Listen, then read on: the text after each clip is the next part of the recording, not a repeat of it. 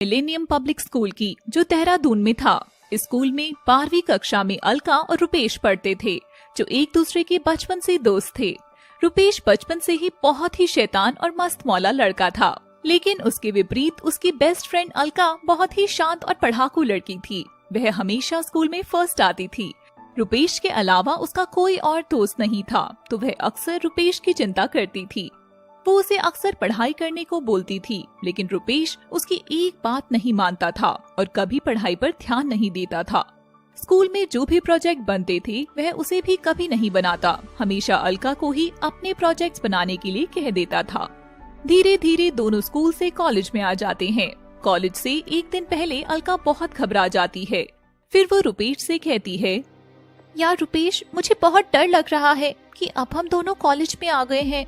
मेरा तो आज तक तेरे अलावा कोई दोस्त ही नहीं बना, क्योंकि मैं अक्सर पढ़ाई में ध्यान देती थी और स्कूल में भी लोगों ने मुझे चश्मिश कहकर मेरा मजाक उड़ाया। लेकिन तू मेरा अच्छा दोस्त है, जो मुझे समझता है और मुझे प्यार भी करता है।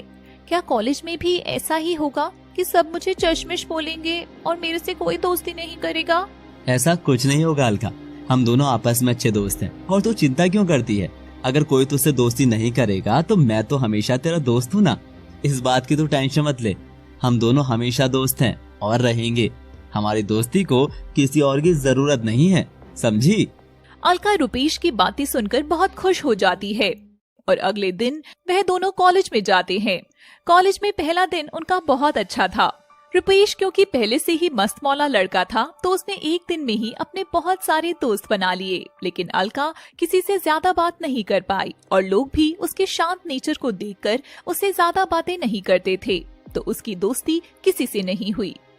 वह सिर्फ रुपेश पर ही अपना ध्यान देती थी, या तो ये कह लो कि वह रुपेश के अलावा किसी से दोस्ती करना ही नहीं चाहती थी।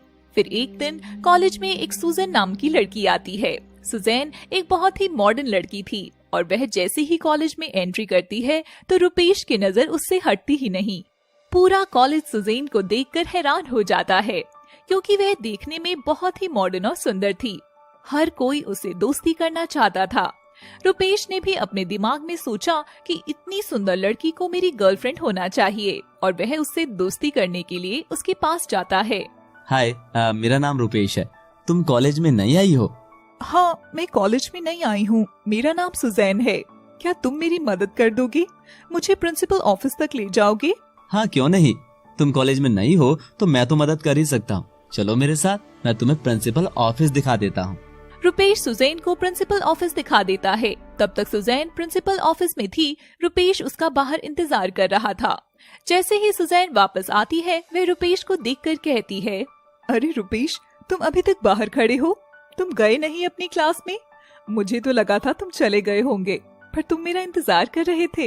हाँ, मैं तुम्हारा यहीं पर इंतजार कर रहा था, क्योंकि मुझे लगा कि कहीं तुम्हें किसी और मदद की जरूरत ना पड़ जाए। चलो, मैं तुम्हें पूरा कॉलेज दिखा देता हूँ। क्योंकि आज तुम्हारा पहला दिन है, तो मैं सोच रहा था कि कहीं तुम्हारी कोई सीनियर रैगिंग ना कर दे, इसीलिए मैं यहीं पर रुक गया, जिससे तुम्हें परेशानी ना हो। जब तक तुम मेरे साथ हो, किसी भी सीनियर की हिम्मत नहीं होगी तुम्हारी रैगिंग करने की। अपनी इस कॉलेज में बहुत चलती है। अरे वाह, thank you so much Rupesh, तुमने मेरे बारे में इतना सोचा। और हाँ, मुझे तुम्हारी मदद की जरूरत है। मुझे क्लास देखनी है, तो क्या तुम मुझे क्लास में ले चलोगे? रुपेश सुजैन को क्लास में ले जाता है। वैसे तो अक्सर रुपेश अपनी फ्रेंड अलका के साथ ही जाता था, लेकिन उस दिन वह सुजैन के साथ बैठा था। यह चीज देखकर अलका को बहुत बुरा लगता है और वह उदास हो जाती है। फिर अक्सर ऐसा ही होने लगा। तब तू बिना कुछ कहे, बिना कुछ सुने वहाँ से चली गई। पर तू तो बचपन से जानती है ना मुझे, तेरे अलावा कोई खास हो सकता है क्या मेरे लिए? उस दिन मुझे एहसास हो गया कि तू कितनी खास है मेरे लिए। अलका यह सुनकर बहुत खुश होकर कहती है, पागल, मैं भी तुझसे बहुत प्यार करती हूँ। मुझे भी ये एहसास जब हुआ जब तू सुजैन के करीब गया, और सुजैन के साथ तुझे देख ही नहीं पाई, इसलिए मैं कॉलेज भी नहीं आ रही थी। मुझे तो यही लग रहा था कि तू सुजैन से प्यार करता है। मेरी खुशी तेरी खुशी में ही है, इसलिए मैंने अपने आप को तुझसे दूर कर लिया। तू पागल है। अगर तू मुझसे प्यार करती थी तो तुझे मुझे एक बार बताना तो चाहिए था।